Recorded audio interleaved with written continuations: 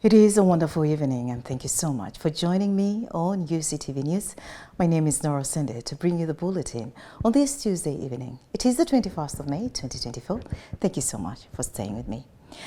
Today we start off with the much anticipated celebration, and that is the Uganda Martyrs celebration that is drawing near. Now, as the event draws near, we do know that it is spearheaded by the Nebi Catholic Diocese. Now, in preparation for this significant occasion, we embark on a journey through the various parishes that make up the dynamic diocese. Today we shine a spotlight on the heart of Nebi Diocese, the Cathedral Parish. Now, join us as we explore the rich history of this parish, the vibrant community, the ongoing initiatives, and the Cathedral Parish in itself, plus the faith and service of the region. The Catholic faith made its way into northern Uganda through the dedicated efforts of the Comboni missionaries. In this region, the Nebi Catholic Diocese stands as a testament to the enduring faith of its people and the missionary work that began in the early 20th century. Originally, the area now known as the Nebi Catholic Diocese was part of Gulu Apostolic Vicariate, established in 1923. Over time, as Gulu evolved and developed, the seeds of faith were sown across the various parishes in the region.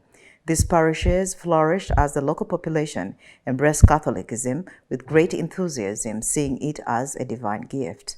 On February 23, 1996, Nebi Catholic Diocese was officially established by Pope John Paul II. This new diocese was carved out of Arua Diocese and placed under the patronage of the Immaculate Heart of Mary. With its creation, Nebi Diocese became a member of the Uganda Episcopal Conference, marking a significant milestone in its journey of faith. We have the Little Sisters of Mary, Immaculate of Gulu. We have Sisters of St. Charles Borromeo. We have Sacred Heart Sisters. We have the Evangelizing Sisters. And then we have the Promise Sisters. We call them Daughters of Divine Providence. And then we have the communities of brothers, Reverend Brothers, the Marian Brothers. We have the Brothers of Christian Instructions. We have the Brothers of St. Martin de Porres and the Sacred Heart Brothers. The Cathedral Parish, dedicated to the Immaculate Heart of Mary, has been a cornerstone to the diocese since its erection on May 18, 1963. The parish, led by Monsignor Robert Jackson Odiga, serves a community of 68,106 people, of whom 51,888 are Catholics. The parish is divided into 14 zones, 46 chapels, 162 small Christian communities, supported by 58 male catechists, 4 female catechists, 58 male catechists, and 4 female catechists. Additionally, the parish nurtures vocations with 7 major seminarians and 1 minor seminarian. We have the parish hall, which we have reached roofing. We have roofed and done some plastering, except fittings. We have chapels which are under construction, quite a number of them. There are about 6 of them which are under construction. Last year alone, we were able to roof 2 of the chapels which are under construction, and we intend again to roof maybe 2 or 3. We have a farm of the parish in which we have some few goats. There are not many. Few goats. We have piggery. There are about 4 pigs there. And then we have dairy cows there too. We have put them together with the one of the bishop. The parish is not just a spiritual hub, but also a center for development. It spans 24 square kilometers, much of which is not leased, posing a challenge to land encroachment. To address this challenge, the parish is involved in leasing church land and constructing houses for catechists. Ongoing projects include the construction of the parish hall and several chapels. The parish also manages a farm which contributes to its self-sustainability. This year especially is leasing of our land. We want all the church land leased by the year 2025. All our church land, we want them leased so that the issue of land wranglings and encroachment on the church land is reduced or completely, and also is dealt out with. And then also another project that we want to embark on is building houses for the catechists. Many of our catechists do not have houses in their stations. As a result, they are staying in their own homes. They operate from their homes. So it will be the project of the parish to make sure that catechists stay in their stations of work and they have proper accommodation. Education is a vital aspect to the parish's mission, with 12 primary schools and 2 secondary schools under its care. Brother Anthony Musisi, the diocesan education secretary, highlights the challenge of language barriers in effectively directing educational initiatives. He underscores the importance of understanding the local language to better serve the community's educational needs. For self-sustenance, that is a citizen of tomorrow who is able to sustain himself, sustain his family, sustain his offspring. It is right now a challenge. We find that a great percentage of the people are still embedded in their culture, embracing the new culture of education. We have to struggle for it. We have to struggle to make them understand that the future of this nation is in education, educating our children. The parish pastoral programs are deeply rooted in evangelization through liturgy and catechism, aiming to deepen the faith of its members. Reverend Father Emmanuel Ochokuro, the pastoral coordinator of Nebi Diocese, emphasizes the mission to proclaim the good news to all the people, working closely with priests to carry out this sacred duty. The priests are the main actors in this pastoral department, and thus the activities being carried out in the parishes by the priests are the pastoral responsibilities that belongs to all the priests, like administration of sacraments, like the celebration of masses, the proclamation of the good news in different ways as it is being done in the parishes. All that is a pastoral responsibility of the diocese. Youth engagement is another critical focus.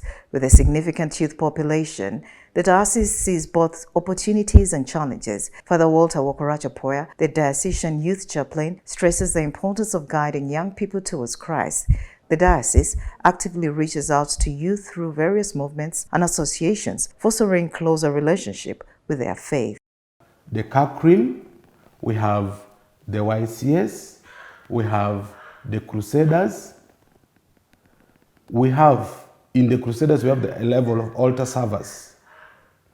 And we have also other movements like Legion of Mary, Precious Blood, and mention them. There are so many here. And our greatest achievement has been that we have clear structures of the youth apostolate in our diocese.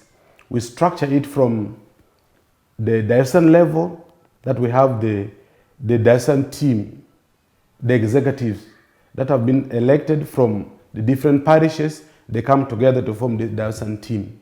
The parish cathedral of the Immaculate Heart of Mary, Nebi, remains a vibrant and growing community, united in faith and dedicated to serving both its spiritual and temporal needs. The cooperation and involvement of its members in church activities reflect a community deeply committed to its mission and to each other. Nora Osende for UCTV News. Now, the State Minister for Culture and Gender, Peace Mutuzo, has condemned the overwhelming spate of moral decadence that is manifested in Uganda. Mutuzo said this while highlighting the activities to be undertaken to join the global community in commemorating the World Culture Day at the Uganda Media Center today. The conflict between culture and digital civilization in Uganda has always been complicated as it involves both challenges and opportunities that balance the preservation of cultural heritage with the benefits of digital progress. Consequently, it has always required thoughtful policies and inclusive initiatives to ensure that all Ugandans can participate in and benefit from the digital age, but not at the expense of Uganda's most cherished morals. While addressing the media, Mutuzo rallied all right-thinking Ugandans to not only condemn but also fight moral decadence in the society. Uganda is a free country, and we deliberated, government chose chose it to ensure that everybody enjoys their rights, but not at the cost of our morals and the cherished traditional systems. That's why we restored the cultural institutions, but that's why we're also teaching Luganda and the local language in schools. And that's why we're here to also raise awareness about our cherished culture. But we also understand that there are those systems, practices that were negative, and we condemn them in very strong terms. And so for the moral decadence, it's strongly condemned, and we need to request you to raise awareness campaign about it wherever you go. And I'm sure that Ugandans, even on social media, have been condemning these acts. Everybody that drops in anything that contravenes with our morals is quickly either put to order by the society itself. And that's why you're seeing Facebook off right now, because we're trying to improve on the regulations, because many people are abusing it, including some of those moral decadence issues that you're raising. About the accusations that all stakeholders have geared up efforts to uplift the girl child while neglecting boys, Mutuzo charged men to accept their patriarchal responsibilities, which she says had been previously abandoned to mothers in upbringing children. The boy child is not being neglected. Actually, there's no deliberate effort by women to neglect the boy child. But I think it is also important for men to support their fellow men and raise up the male gender positively. Right now, research indicates that many men have subjugated their responsibilities of even taking care of their children.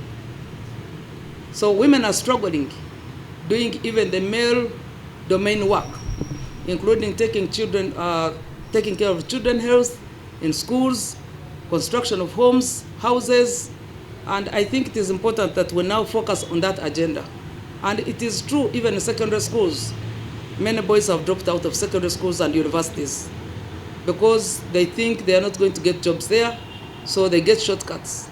They are riding borders. As soon as a child is capable of riding a border, as soon as able to go to the market on his own, they choose other things, but also the vocational institution they are taking, and others getting into the markets, because there are so many markets now where they are not doing more of casual labor, and others offering to go out of the country. And this is where we need to put our interests. Meanwhile, she highlighted on some of the activities around the commemoration of the World Cultural Day, among which is an obligation for each local government to organize the events in recognition of the day, upon which they shall submit a report encompassing proposals in regards to the same. Organize celebrations of the Cultural Day, which include interactive sessions between the cultural practitioners, artists, and the public for the deeper understanding and appreciation of culture and creative practices. These interactions will all be physical media through digital and print accesses. In line with the theme, each local government is expected to organize events to observe the World Cultural Day. The local governments are expected to send a report to the ministry on the observation of the day, highlight the achievements and challenges faced, and suggest better ways of organizing for the day. The Democratic Party leadership has criticized government over what they call endless supplementary budget approvals. While speaking to journalists during the weekly press briefing at the party headquarters, Ismail Kiria stated that the 3 supplementary budgets so far approved in one financial year is a serious threat to the country's economy.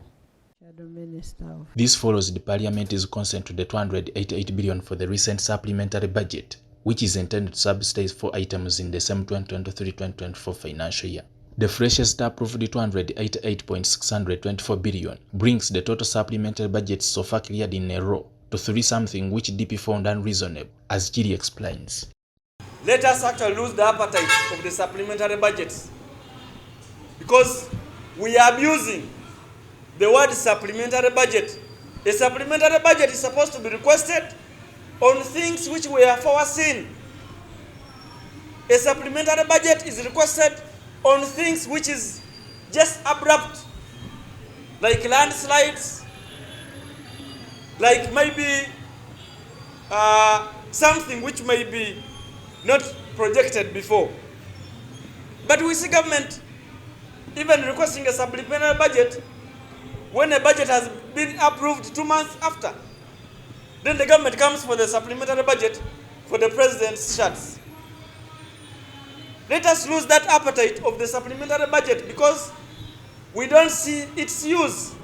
In the same vein, Chiria condemned the government's appetite for borrowing, as he added that this habit ruins the future of Uganda's economy. Now, is it because you're aging that you want now to punish the young generation which is going to utilize the resources of this country? Because we are not seeing actually these people going to pay this debt. It is us, the young people. It is the people who are in 40s and 50s who are going to pay this debt. What is the agenda of this government? Continuing of not losing the appetite of borrowing the loans we have.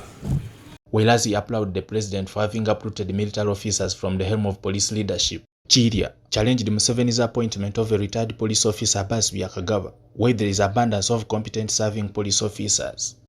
We want also to condemn him that the reason why we are having a replacement for the Inspector General of Police, it is because Afande Okos Ochola retired. And now he has recalled again another person, another officer, who had went for retirement. Now we are asking ourselves, doesn't Uganda Police have any other senior officer who can occupy that position when he's still in the age bracket of serving? Because Afanda Abbas retired a long time ago. Why to bring him back? We thought that such a position, someone can attain it after going through different ranks. He has been a constable, he's now ASP, he's a spokesperson, then he goes through those ranks. That act is demoralizing the young officers who are in the Uganda Police. Because for them they think that maybe that position is not supposed to be given through expertise or going through ranks. We thought we are going to get another young serving officer whom we have seen serving Uganda Police in different portfolios and is still in the serving age bracket.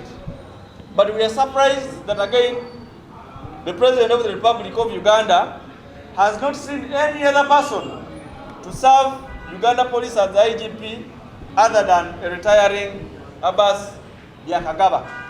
Joseph Kabari, UCTV News. Well, it's now time for Today in History.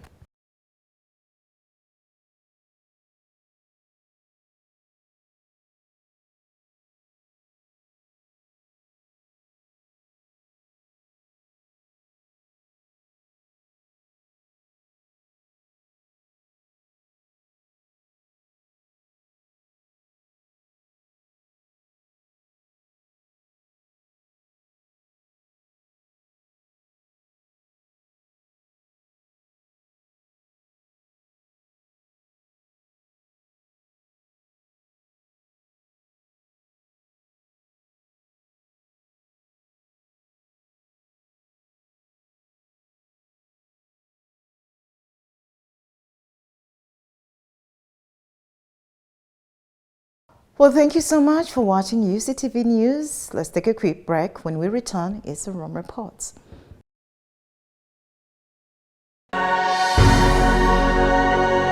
UCTV, good news for all.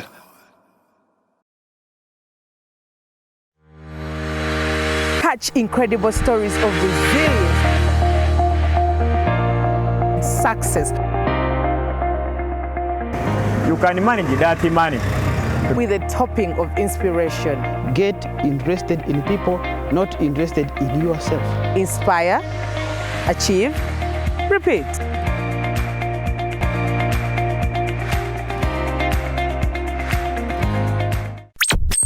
You are watching UCTV, good news for all. For this and more, tune in to Kasese Get Radio 100.5 in Western Region, located at the hill of the Diocese of Kasese. KGR brings you all Catholic programs and an advertising platform in all our radio shows like Good Morning Renzori, Chama Toboka, Ukute, the business show, Propeller, the request show and sports, Evaluation, Bahinga Bakuluka, Late Night Show, and many others. Our other services include Isuzu Tipa, a no car, public address system, live band, Omokekera, an audio recording studio, and outside live broadcast. For more information, call 0773 597 166 or visit our website www.kasesegatradio.com. Kasese Radio, Omusondoria, the voice of truth.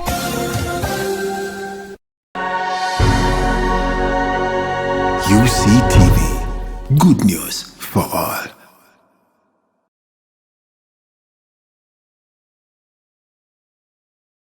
And in our Uganda Matters Futures tonight, we bring you the story of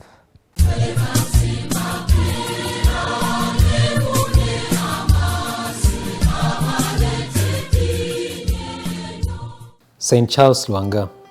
Lwanga was a Muganda of the bushback. His father was Mabingo, a backcloth maker, and his mother Gochia of the Genet clan. He was born about 1861 at Bilinzi in Budu County. Lwanga was brown, of mighty strength, and a great wrestler.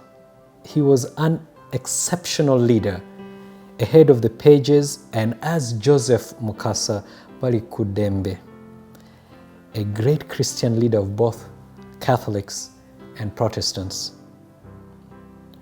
Lwanga is admired for his possibly untouched virtue of chastity. During the Christian persecution, Charles Lwanga displayed unshakable faith and exceptional Christian bravery, at whom the Christian martyrdom of many pages was centered. To punish him, Lwanga was separated from the group by Senkole, the assistant chief executioner, burnt in a slow fire from foot to head at Namugongo Busali. Charles Lwanga was burnt at the Catholic Basilica, at exactly where the altar is now. It was Thursday, 3rd of June, 1886, towards noon. He was at the age of 25. Lwanga died in a slow, painful fire while praying for the conversion of the executioners and the king. St. Charles Lwanga is the patron of the African youth and of Catholic action.